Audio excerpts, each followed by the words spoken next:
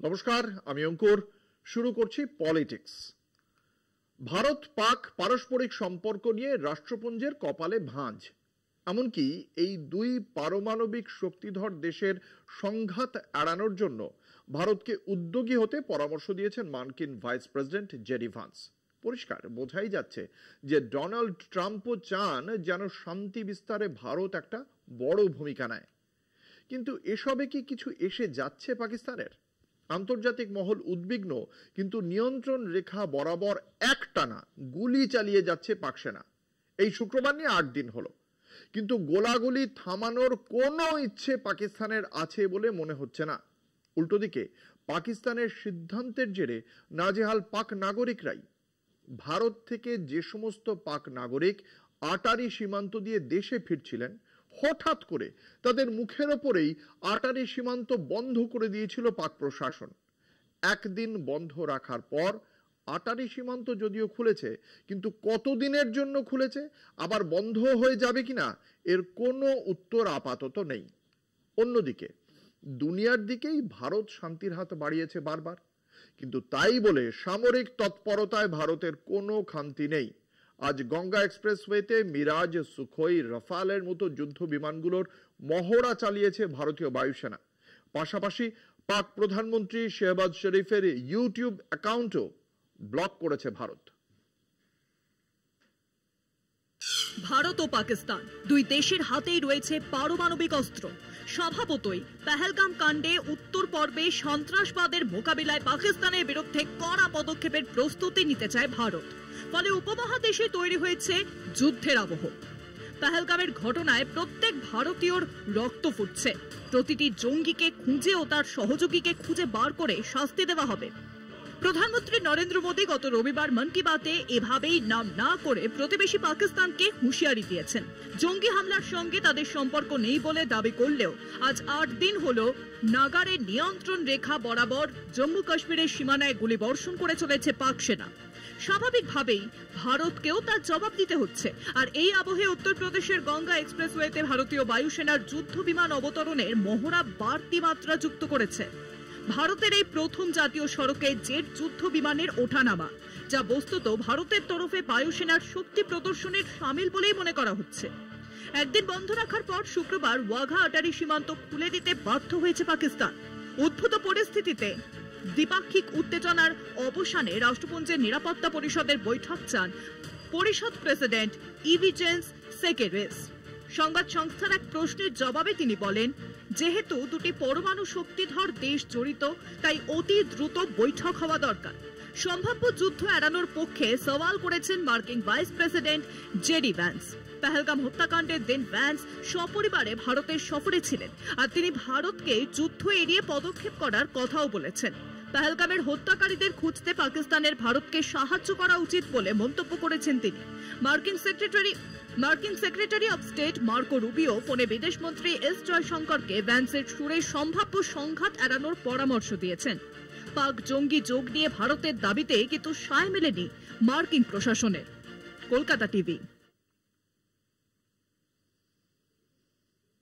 মনে আছে বর্ডার সিনেমার সেই গান, যেখানে বর্ডারে পাহারারত জওয়ানদের কাছে ঘর থেকে চিঠি আসছে, তুম বিন ইয়ে ঘর সুনা হ্যায়। ঠিক এই ঘটনাটাই উল্টো ঘটছে এখন। পাক বাহিনীর হাতে বন্দী ভারতীয় জওয়ান পূর্ণাম কুমার সাউয়ের বাড়ি শূন্য এখন। হুগলির রিষড়ার ছেলে পূর্ণাম কুমার সাউ এখনো বন্দী পাকিস্তানে। এক রাশ আশা নিয়ে পাঠানকোটে গিয়েছিলেন জওয়ানের স্ত্রী ও আত্মীয়রা। দেখা করেছেন বিএসএফ কর্তাদের সঙ্গে। পূর্ণামকে ফিরিয়ে আনার চেষ্টা চলছে। বিএসএফ এর এই আশ্বাস নিয়ে বৃহস্পতিবার বাড়ি ফিরলেন জওয়ানের স্ত্রী রজনী সাউ।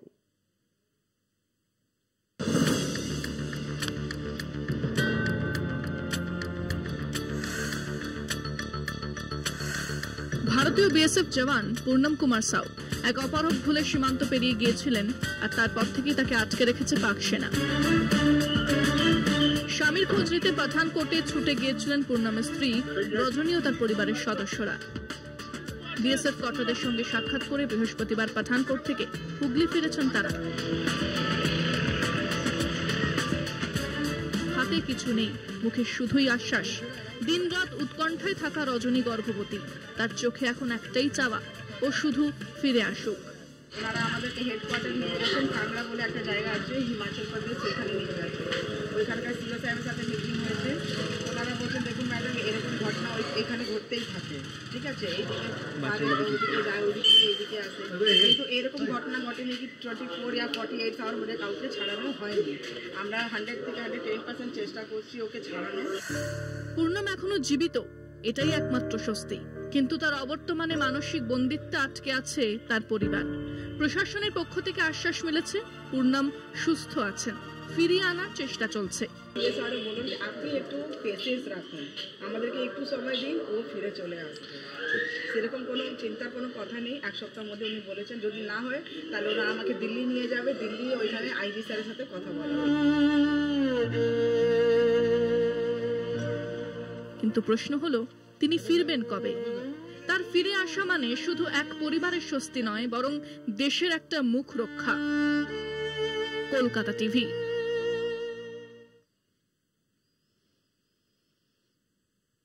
রাজনীতিতে যে কোনো মুহূর্তই গুরুত্বপূর্ণ। প্রধানমন্ত্রী নরেন্দ্র মোদী একথা খুব ভালো করেই জানেন, আর তাই তাকে ব্যবহারও করতে পারেন দক্ষ রাজনীতিকের মতোই। এই মুহূর্তে ইন্ডিয়া জোট বিজেপির প্রতিপক্ষ হিসেবে বেড়ে উঠছে প্রতিদিন। সেই জোটকেই রসিকতার ছলে হালকা করে ছুঁয়ে গেলেন প্রধানমন্ত্রী। কেরলের বন্দর উদ্বোধনী অনুষ্ঠান ছিল আজ।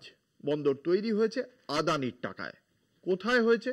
কেরলে, যার মুখ্যমন্ত্রী পিনারাই বিজয়ন ইন্ডিয়া জোটের অন্যতম মুখ। সেই সঙ্গে মঞ্চে কে ছিলেন? ছিলেন কংগ্রেস সাংসদ শশী থারুর এবং অবশ্যই প্রধানমন্ত্রী। বন্দর উদ্বোধনের জন্য বিজয়ন ও থারুর প্রধানমন্ত্রীকে ধন্যবাদ জানালে হাসির ছলেই মোদী বলেন, ইন্ডিয়া জোটের স্তম্ভকে প্রধানমন্ত্রীর সঙ্গে একই মঞ্চে উপস্থিত থাকতে দেখলে অনেকেরই ঘুম উড়ে যাবে।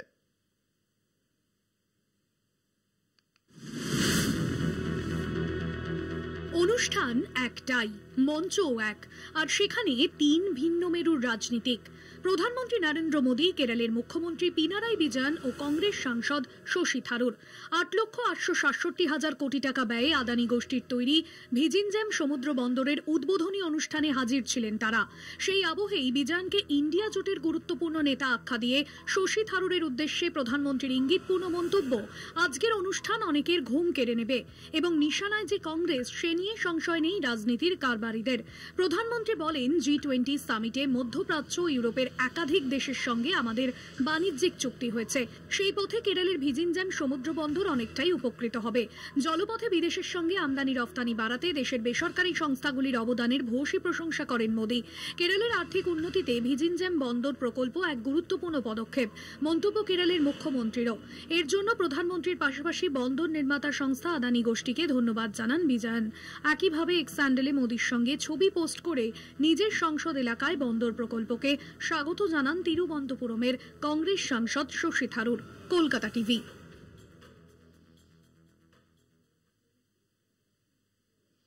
একটা ছোট্ট বিজ্ঞাপনী বিরতির পর ফিরে আসছি। সঙ্গে থাকুন, দেখতে থাকুন পলিটিক্স। তাকে নিয়ে কথার শেষ নেই।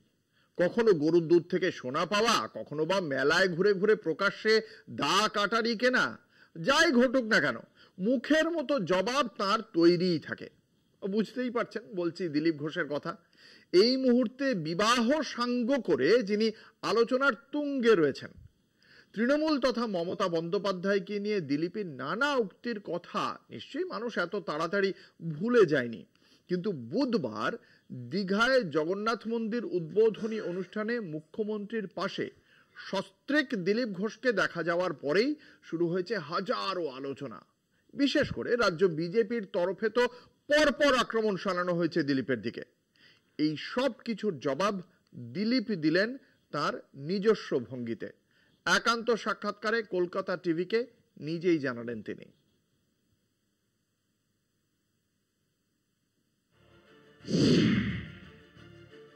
আমি ছোট লোক নেই, মুখ্যমন্ত্রী দেখলে চলে যাবো, এবং সপরিবারে গেছি, কথা বলেছি ওনার সঙ্গে বসে ওখানে, তারপরে মিষ্টি খেয়ে চলে এসেছি। এখন অনেকের পেট ব্যথা হচ্ছে। কাদের পেট ব্যথা হচ্ছে? মমতা ব্যানার্জির কোলে খেলাধুলা করে বড় হয়েছেন, তার আঁচলের তলায় বসেছেন, তার হাতে দুধ খেয়ে বড় হয়েছেন, তার পার্টি যেখানে কয়লা, গরু, বালির থেকে টাকা নেয়, সেই টাকার ভাগ নিয়েছেন। শেষ দিন পর্যন্ত তার সঙ্গে থেকে যখন দেখলেন যে সুবিধা হচ্ছে না, এদিকে সুবিধা বেশি চলে এসেছেন। তারা বিজেপির দিলীপ ঘোষের বিরোধিতা করছে বেশিরভাগই। হঠাৎ বিজেপি 21-এর বিজেপি জগন্নাথ মন্দির দর্শন করতে ডেকেছে আমাকে সরকার। আমার মনে হয়েছে যাওয়া উচিত, গেছে। আমার পার্টি আমাকে ফরমান দেয়নি যে যেও না, বা কোনো ব্যক্তিগত ফোন করে আমাকে কেউ বলেনি যেও না। আমার বিবেক এটা বলেছে ভগবানের কাছে যাওয়ার জন্য। মন্দিরটা কারো পৈতৃক সম্পত্তি নয়, সমাজের সাধারণ মানুষের টাকায়, আমারও টাকায় সে মন্দির হয়েছে। কাল যেতাম, আমার হিম্মত আছে বলে আজ গেছি। এখন একটা ছাপ দেওয়ার চেষ্টা করছে দিলীপ ঘোষ টিএমসিতে যাবে। মমতা ব্যানার্জিও জানেন যে দিলীপ ঘোষ কোন টিএমসিতে আসবে না। যারা বলছেন তারাও ভালো করে জানেন, তারা হয়তো ফিরে যাবেন। অর্জুন সিং ফিরে গিয়ে আবার চলে এসছে। এক রাত কাটায় টিএমসির বাড়িতে, এক রাত কাটায় বিজেপির বাড়িতে। সে দিলীপ ঘোষকে ক্যারেক্টার সার্টিফিকেট দিচ্ছে। অনেকের সঙ্গে দেখা করতাম, আমার সময় যতজন বিধায়ক ছিলেন জিজ্ঞেস করুন দিলীপ ঘোষ একবার না একবার কথা বলেছিলেন ওদের সঙ্গে। কোন পার্টি আমি জানতাম না, চিন্তামই না। আমি তো 3 বছর ছিলাম। অর্জুন সিং এর সঙ্গে কথা হয়েছে, কিন্তু ক্যামেরা দেখলে পালিয়ে যেত। দিলীপ ঘোষের সঙ্গে ছবি তুললে ওর চাকরি চলে যাবে। সতী সেজো না, দিলীপ ঘোষ সবার প্যান্ট খুলে দেবে, আর খুলবো আমি। যাদের টিএমসিতে কোনো পরিচিতি ছিল না, বিজেপিতে তারা পরিচিতি পেয়েছে দিলীপ ঘোষের জন্য। আর দিলীপ ঘোষ এখানে 41% ভোট করিয়েছে, পার্টিকে এমএলএ এমপি দিয়েছে বলে তাদেরও পরিচিতি হয়েছে, পদ পেয়েছে। আমার কোনো দুঃখ নেই, আমি তো পার্টির স্বার্থে করেছি। বাকিরা যে যা রোল করছে, দিলীপ ঘোষ যা ছিল আগে এখনো আছে। যারা আজকে ভুল করছে কাল ঠিক হবে। দিলীপ ঘোষ সবসময় ঠিক। 25শে এপ্রিল আইনজীবী বিকাশ রঞ্জন ভট্টাচার্য ও তাঁর জুনিয়রদের ওপর আক্রমণের ঘটনায় 8 জন অভিযুক্তের নাম উঠে এলো কলকাতা হাইকোর্টে। 3 জনকে এখনো চিহ্নিত করা যায়নি বলে দাবি আবেদনকারীর। অভিযুক্তদের বিরুদ্ধে নোটিশ জারির নির্দেশ কলকাতা হাইকোর্টের। পাশাপাশি কলকাতা পুলিশ কমিশনারকে 19শে মের মধ্যে অভিযুক্তদের চিহ্নিত করে ওই দিনের ঘটনা সম্পর্কে একটি রিপোর্ট জমা করতে হবে কলকাতা হাইকোর্টে।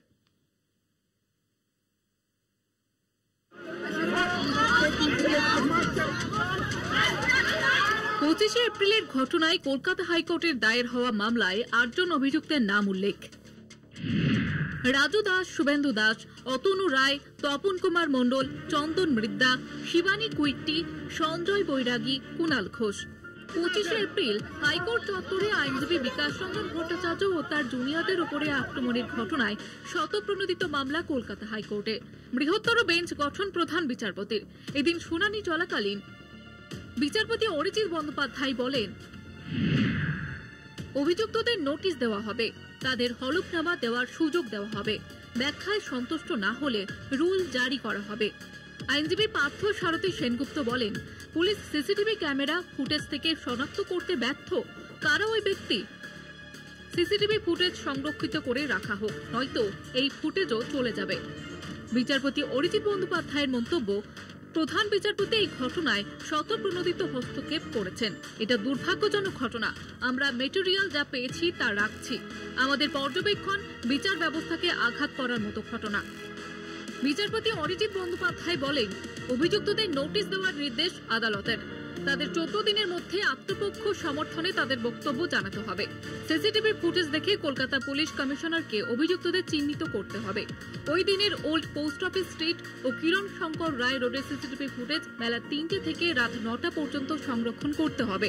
পুলিশকে রিপোর্ট জমা করতে হবে 19শে মের মধ্যে। এই রিপোর্টে যারা অভিযুক্ত তাদের চিহ্নিত করে উল্লেখ রাখতে হবে। হাইকোর্ট চত্বরে আইনজীবীদের নিরাপত্তা যাতে ব্যাহত না হয় সেই বিষয়ে লক্ষ্য রাখবে কলকাতা পুলিশ কমিশনার। পরবর্তী শুনানি 19শে মে বেলা 12:30। কলকাতা হাইকোর্ট চত্বরে আইনজীবীদের উপরে হামলার ঘটনায় চিন্তিত কলকাতা হাইকোর্ট। বৃহত্তর বেঞ্চের মন্তব্য, এই মামলার বিচার প্রক্রিয়া কোনোভাবেই বিলম্ব করা হবে না। আদালত চায় দ্রুত এই মামলার নিষ্পত্তি করে প্রকৃত অভিযুক্তদের চিহ্নিত করে তাদের বিরুদ্ধে ব্যবস্থা গ্রহণ করতে। কলকাতা টিভি। বিজেপির একাধিক নেতাই বিতর্কিত মন্তব্য করার জন্য নজর কেড়েছেন। নিশিকান্ত দুবের কথা তো আপনারা জানেন। তৃণমূল সাংসদ মহুয়া মৈত্রকে নিয়ে তাঁর মন্তব্যকে ঘিরে যথেষ্ট ঝড় উঠেছিল। এবার পালা অসমের মুখ্যমন্ত্রী হিমন্ত বিশ্ব শর্মার। মহিলাদের বিরুদ্ধে অবমাননাকর মন্তব্যের জেরে হিমন্ত বিশ্ব শর্মার বিরুদ্ধে পুলিশে গেল কংগ্রেস। অভিযোগ 28 এপ্রিল পঞ্চায়েত ভোটের একটি সমাবেশে গিয়ে তিনি বলেন, অসমে কংগ্রেস শাসনে চাকরি পেতে মহিলাদের ভুল পথ অবলম্বন করতে হতো। এরপরই প্রতিবাদে সরব কংগ্রেস, জাতীয় মহিলা কমিশনে চিঠিও দিয়েছে তারা। অসমের সাম্প্রতিক পঞ্চায়েত নির্বাচনের প্রচারের সময় মহিলাদের বিরুদ্ধে মন্তব্যের জের। অসমের মুখ্যমন্ত্রী হিমন্ত বিশ্ব শর্মার বিরুদ্ধে পুলিশে একাধিক অভিযোগ কংগ্রেসের। ঠিক কি বলেছিলেন তিনি? পঞ্চায়েত নির্বাচনী সমাবেশে 2013 এবং 2014 সালে অসম পাবলিক সার্ভিস কমিশন পরীক্ষায় অনিয়ম নিয়ে সমালোচনা। কমিশনের রিপোর্ট থেকে একটি সাক্ষীর বক্তব্য উল্লেখ করেন হিমন্ত বলেন, কংগ্রেসের শাসনকালে চাকরি পেতে মহিলাদের ভুল পথ অবলম্বন করতে হয়েছিল। কংগ্রেস দলের শাসনকালত অকল টকা নহয়, সেই রিপোর্টত লিখা আছে ছোৱালীয়ে আৰু কিবা কিবি কৰিব লাগিছিল। বৃহস্পতিবারই তার সেই মন্তব্যের ভিত্তিতেই পুলিশ অভিযোগ জানায় কংগ্রেস। 28 এপ্রিল হেমন্তের বক্তব্যের প্রতিবাদে অসম প্রদেশ কংগ্রেস কমিটি রাজ্য জুড়ে জেলা সদর দফতরে বেশ কয়েকটি অভিযোগ দায়ের করে। তবে পুলিশ এখনো এফআইআর দায়ের করেনি। অভিযোগগুলি তদন্ত করা হচ্ছে বলে পুলিশের তরফে জানানো হয়েছে। বুধবার কংগ্রেস হেমন্তের বিরুদ্ধে প্রতিবাদ স্বরূপ তার কুশপুতলিকা দাহ করে। একই সঙ্গে বিজেপি নেতার বিরুদ্ধে ব্যবস্থা নেওয়ার জন্য জাতীয় মহিলা কমিশনকে চিঠি দেয় কংগ্রেস। ये बहुत बड़ा इल्जाम महिला के ऊपर लगाया है और असम प्रदेश महिला कांग्रेस ये हमारा जो मुख्यमंत्री ने जो इल्जाम लगाया उसको नेशनल वुमेन कमीशन में हम लोगों ने मेल किया, बात किया। हमारा ऑल इंडिया महिला कांग्रेस की अध्यक्षा अलका लांबा जी उनसे भेंट करेगा। ये इशू हम लोग लेके जाएंगे नेशनल तक और हिमंत बिश्व शर्मा जब तक माफी नहीं मांगेगा तब तक हम लोग का ये संघर्ष जारी रहेगा। অসম কংগ্রেসের মুখপাত্র মোনালিসা বড়ুয়া হাজারিকা জানান, জেলা কংগ্রেস সভাপতি অন্যান্য নেতারা স্থানীয় থানায় অভিযোগ দায়ের করেছেন। অসমের মহিলাদের চরিত্রকে অপমান করে মুখ্যমন্ত্রীর এমন মন্তব্য নিন্দনীয়। গুয়াহাটিতে দিশপুর থানায় অভিযোগ দায়ের করার সময় জেলা কংগ্রেস সভাপতি গোপাল চন্দ্র শর্মা জানান, এই নিয়মের সময় হেমন্ত নিজেই তরুণ গগৈয়ের মন্ত্রিসভায় প্রভাবশালী পদে ছিলেন। যদি কোনো অনিয়ম হয়ে থাকে তাহলে বর্তমান মুখ্যমন্ত্রীকেও জবাবদিহি করতে হবে। কলকাতা টিভি। বিজেপি মুখে বলবে বেটি বাঁচাও, কিন্তু মহিলাদের সম্পর্কে একটা খারাপ অবমাননাকর মন্তব্য করতে দুবার ভাববে না। বিজেপি ঠিক করে দেবে আপনি কি খাবেন, আপনি কি পরবেন। সাংসদদেরও ঠিক করে দিয়েছিল বিজেপি। আর ঠিক কি খাবেন সেটাই কিছুদিন আগে চৈত্র রামনবমীতেও আমরা দেখেছি। কি খাবে, কোন ধরনের দোকান খোলা থাকবে, কোনটা বন্ধ থাকবে, সব ঠিক করে দিয়েছিল বিজেপি। আবারও এরকম একটা কাজ ঘটিয়েছে। এবার কোথায় সেই গল্পই বলবো একটা ছোট্ট বিরতির পর। সঙ্গে থাকুন। বিরতির পর ফিরে এলাম, আপনাদের সঙ্গে রয়েছে আমি অঙ্কুর। রামরাজ্য কেমন ছিল জানা নেই, কিন্তু যোগী রাজ্য কেমন সে তো দেখাই যাচ্ছে। উত্তরপ্রদেশের অযোধ্যায় রাম মন্দির পৌঁছানোর জন্য 14 কিলোমিটারের টানা একটা রাস্তা আছে, যার নাম রামপথ। সেই 14 কিলোমিটার জুড়ে মদ ও মাংস নিষিদ্ধ করার জন্য এবার একটি প্রস্তাব পাশ করেছে অযোধ্যা পুর কর্পোরেশন। সেই সঙ্গে অন্তর্বাস ও গুটখার মতো আরো কিছু পণ্যের বিজ্ঞাপনকেও নিষিদ্ধ করার দাবি তোলা হয়েছে এই রামপথে। এখন কথা হলো, অযোধ্যার ওই এলাকায় সংখ্যালঘু সম্প্রদায়ের একটা বড় অংশের মানুষ বসবাস করেন। আর শুধু তাই নয়, তাদের জীবিকা আর রোজগার বেঁচে থাকাও জড়িয়ে আছে রামপথের 14 কিলোমিটার এলাকায়। প্রশ্নই, কোথায় যাবেন তারা? স্বাভাবিকভাবেই বিরোধীদের নিশানায় যোগী আদিত্যনাথ প্রশাসন।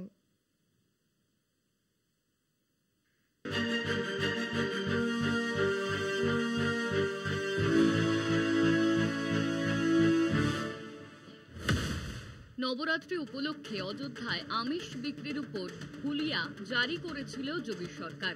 জানিয়ে বিতর্ক কম হয়নি। বিজেপির এজেন্ডা হিন্দুত্বকে সামনে রেখে ভোট রাজনীতির ফয়দা তোলা। এই ইস্যুকে সামনে রেখে বরাবরই সরব হয়েছে বিরোধী শিবির।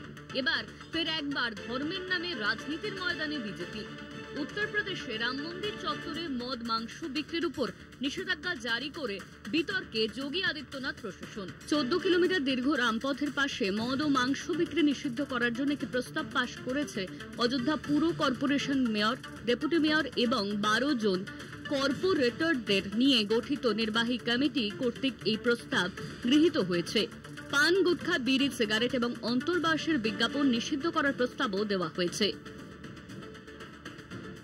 অযোধ্যায় মদ, মাছ, মাংসের দোকানের অভাব নেই, বরং অন্য শহরের তুলনায় খানিক বেশি আছে।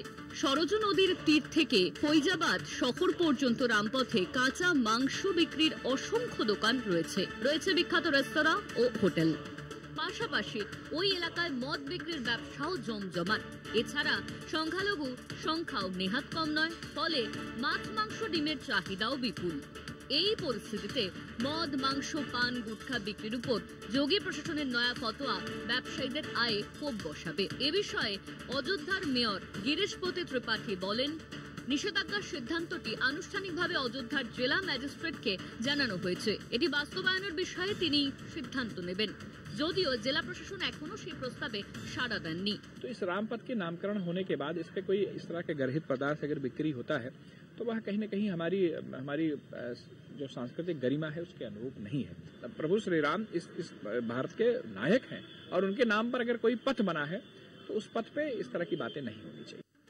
ঈদ এবং রামনবমীর আগে রাজধানীতে আমিষ বনাম নিরামিষ বিবাদ তুঙ্গে উঠেছিল। রামনবমীর আগে চৈত্র নবরাত্রিতে গোটা দিল্লিতে সমস্ত মাছ, মাংস বন্ধ রাখার নির্দেশ দিয়েছিলেন পূর্ব দিল্লির পটপরগঞ্জের বিধায়ক রবীন্দ্র সিং নেগি। সেই নিয়ে বিরোধীদের লাগাতার আক্রমণের মুখে পড়েছিলেন বিজেপি বিধায়ক সহ গোটা দল। এবার যোগী প্রশাসনের নয়া ফতোয়ায় স্বাভাবিকভাবেই প্রভাব পড়বে সাধারণ মানুষের খাদ্যাভ্যাসে, জানিয়ে নতুন করে শুরু বিতর্ক। কলকাতা টিভি। ফাড়নাবিস, শিন্ডে এবং পাওয়ার, এই ত্রয়ী মিলে মহারাষ্ট্রে তৈরি হয়েছিল মহাজুতি সরকার। মহারাষ্ট্রে উন্নয়নের জন্য 100 দিনের টার্গেট তৈরি করেছিল এই ত্রয়ী। উন্নয়নে গতি আনার জন্যই এই পদক্ষেপ ছিল রাজ্যের। কিন্তু 100 দিন পার হওয়ার পর হিসেব কি বলছে? কতটা উন্নয়ন, কেমন উন্নয়ন? মহারাষ্ট্রে 37টি দপ্তরের মধ্যে পাশ করেছে মাত্র 5টি দপ্তর। ডাহা ফেল বাকি 32টি দপ্তরের। পাশের হার 12.5%। উন্নয়নের পরীক্ষায় ফেল করেছেন যারা, তাদের মধ্যে রাজ্যের প্রথম সারির নেতা মন্ত্রীদের দপ্তরই বেশি। ফেল করেছেন স্বয়ং মুখ্যমন্ত্রী ফাড়নাবিসও। মুখ্যমন্ত্রী চেয়ারে বসার পরে মন্ত্রিসভার দক্ষতা যাচাই করে নিতে চেয়েছিলেন বিজেপির দেবেন্দ্র ফডনবিস। সেই মতো 100 দিনের সময়সীমা ধরে প্রকল্প উন্নয়নের নিরিখে টার্গেট বেঁধে দিয়েছিলেন 32টি দপ্তরের। মহাজোটী সরকারের স্কোরবোর্ড বলছে মাত্র 5টি দপ্তর পাশ করেছে। ডাহা ফেল 32টি দপ্তর। এমনকি খোদ মুখ্যমন্ত্রী দেবেন্দ্র ফডনবিসের স্বরাষ্ট্র দপ্তর পাশ মার্কস জোগাড় করতে পারেনি। খেলার প্রথম হাফে সেম সাইট গোলে পিছিয়ে দুই উপমুখ্যমন্ত্রী একনাথ শিন্ডে ও অজিত পাওয়ারও। একনাথের নগরায়ণ দপ্তর ও অজিতের অর্থ ও আবগারি দপ্তর প্রয়োজনীয় নম্বর জোগাড় করতে পারেনি। স্কোর বোর্ডে সবার উপরে রয়েছেন মন্ত্রী অদিতি তটকরে। এনসিপি অজিত গোষ্ঠীর অদিতির শিশু ও নারী কল্যাণ দপ্তর 80% হাসিল করে সোনা পেয়েছেন। 78% পেয়ে দ্বিতীয় পূর্ত দপ্তর ও তৃতীয় স্থানে থাকা কৃষি দপ্তরের প্রাপ্ত হার 66%। কৃষি মন্ত্রী মানিক রাও কোকাটে তার দপ্তরের যাবতীয় কৃতিত্ব উৎসর্গ করেছেন আর্টিফিশিয়াল ইন্টেলিজেন্সকে। চতুর্থ ও পঞ্চমে রয়েছে যথাক্রমে গ্রামীণ উন্নয়ন ও পরিবহন দপ্তর। যদিও পাশ ফেল একমাত্র বিচার্য নয়, উন্নয়নের পথে লাল ফিতের ফাঁস চিহ্নিত করাই ছিল 100 ডেজ টার্গেটের উদ্দেশ্য, বলছে মহারাষ্ট্রের মহাজোটী সরকার। কলকাতা টিভি। ওষুধের নাম প্যারাসিটামল, কিন্তু বিক্রি হয় নানা কোম্পানি নানা নামে, যার ফল কোন কোম্পানির প্যারাসিটামলের দাম হয়তো 1 টাকা, আবার অন্য কোন কোম্পানির ওই একই ওষুধের দাম 10 টাকা। এবার এই বিষয়ে মাথা ঘামালো সুপ্রিম কোর্ট। একটি মামলায় অভিযোগ ছিল বিভিন্ন ওষুধ কোম্পানি ডাক্তারদের নানা রকম উপহার দিয়ে নিজেদের কোম্পানির ওষুধ প্রেসক্রাইব করাচ্ছে রোগীদের, যার ফলে চিকিৎসায় খরচ বাড়ছে সাধারণ মানুষের। শীর্ষ আদালত এ বিষয়ে মন্তব্য করেছেন। ডাক্তাররা যদি কোম্পানির দেওয়া নাম না লিখে ওষুধের নাম প্রেসক্রিপশনে লেখেন, তাহলে হয়তো ওষুধ কোম্পানিগুলোর এই ঘুষ সংস্কৃতিকে থামানো যাবে। গুরুত্বপূর্ণ মন্তব্য, সন্দেহ নেই। চিকিৎসা ক্ষেত্রে স্বচ্ছতা এবং জনস্বার্থে একটি গুরুত্বপূর্ণ মন্তব্য করল ভারতের সুপ্রিম কোর্ট। ডাক্তারদের আর কোনো নির্দিষ্ট ওষুধ কোম্পানির ব্র্যান্ড লিখে প্রেসক্রিপশন দেওয়ার দরকার নেই, বরং শুধুমাত্র জেনেরিক ওষুধের নামই লিখতে হবে। রাজস্থানের নির্দেশিকার প্রসঙ্গ টেনে পর্যবেক্ষণ দেশের সর্বোচ্চ আদালতে 3 বিচারপতির বেঞ্চে ছিলেন বিচারপতি সন্দীপ মেহতা, বিচারপতি বিক্রম নাথ এবং বিচারপতি সঞ্জয় করণ। এই মামলার মূল বিষয় ছিল ফার্মাসিউটিক্যাল কোম্পানিগুলি ওষুধ মার্কেটিং কৌশল। আবেদনটি দায়ের করে federation of medical and sales representative associations of India ওরফে FMRI। পিটিশনের অভিযোগ, বহু ওষুধ কোম্পানি ডাক্তারদের উপহার ও আর্থিক সুবিধা দিতে তাদের নির্দিষ্ট ব্র্যান্ডের দামি ওষুধ লিখিয়ে দিচ্ছে। এর ফলে সাধারণ মানুষের চিকিৎসার খরচ বেড়ে যাচ্ছে। অনেক ক্ষেত্রেই ওষুধের অপব্যবহার হচ্ছে, জেনেরিকের তুলনায় ব্যয়বহুল ব্র্যান্ডের ওষুধ বেশি লেখা হচ্ছে, প্রয়োজন ছাড়াও অকারণে বেশি ওষুধ লেখা হচ্ছে। আদালত জানায়, যদি একটি আইনি নির্দেশ জারি হয় যাতে ডাক্তারদের বাধ্যতামূলকভাবে জেনেরিক ওষুধ লিখতে বলা হয়, তাহলে ফার্মা কোম্পানির প্রভাব অনেকটাই কমবে।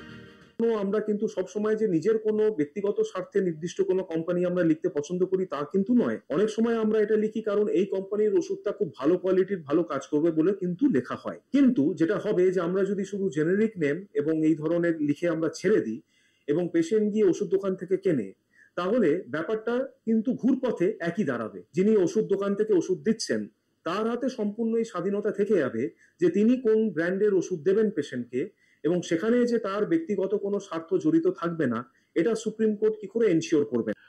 জেনারিক নেমে লিখলে একটা জেনারিক নেমের ওষুধের 10টা কোম্পানির 10 বিভিন্ন রকম নাম থাকবে। পেশেন্টকে যদি আমি জেনারিকে লিখে দিই, পেশেন্ট দোকানে যাবে। আগে হলে আমি ঠিক করতাম কোন ব্র্যান্ডটা লিখবো, এখন কে ঠিক করবে? যে ওষুধের দোকানে যাচ্ছে তার কর্মচারী। তাহলে আমার ডিসিশনের ভারটা আমার হাত থেকে কর্মচারীর হাতে গেলে কি খুব ভালো হবে? যদি সন্দেহ করা হয় যে আমাকে কোনো ওষুধ কোম্পানি ইনফ্লুয়েন্স করছে, সেটা দোকানের কর্মচারীকেও করবে, আর বেশি করতে পারবে, কারণ আমার একটা দায় আছে। এই বিষয়ে আগামী শুনানির দিন 24শে জুলাই ধার্য করেছে আদালত। কলকাতা টিভি।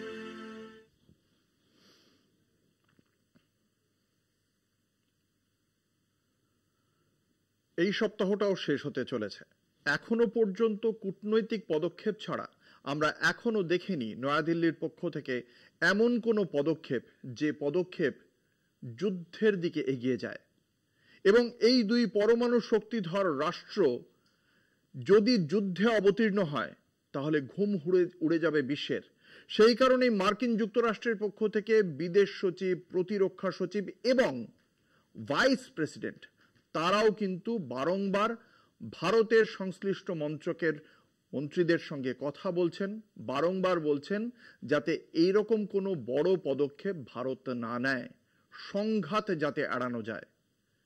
আজ শুক্রবার ভারত এখনো পর্যন্ত কোনো পদক্ষেপ না করলেও নৌসেনা আরব সাগরে সক্রিয়। আজকে গঙ্গা এক্সপ্রেসওয়েতে মিরাজ, সুখোই, রাফাল যুদ্ধ বিমানকে আমরা দেখেছি মহড়া দিতে। এই তৎপরতা আসলে কি নির্দেশ করছে? ভারত মুখের ওপর জবাব দিয়েছে পাক সেনাকে, এবং তার সঙ্গে সঙ্গে আমরা কেন্দ্রীয় স্বরাষ্ট্রমন্ত্রীকেও দেখেছি বলতে চুন চুনকে মারার কথা। ফলে এই জায়গা থেকে ভারত কি এই উইকেন্ডে কোনো বিশেষ পদক্ষেপ করবে? যাই পদক্ষেপ করুক, পলিটিক্সে কিন্তু আপনারা তা দেখতে পাবেন। পলিটিক্স এবং তার সঙ্গে সঙ্গে ভারতের সমস্ত পদক্ষেপের সর্বশেষ আপডেট। আজকের মতো পলিটিক্স এ পর্যন্তই। দেখতে থাকুন কলকাতা টিভি, রাত দিন 7 দিন।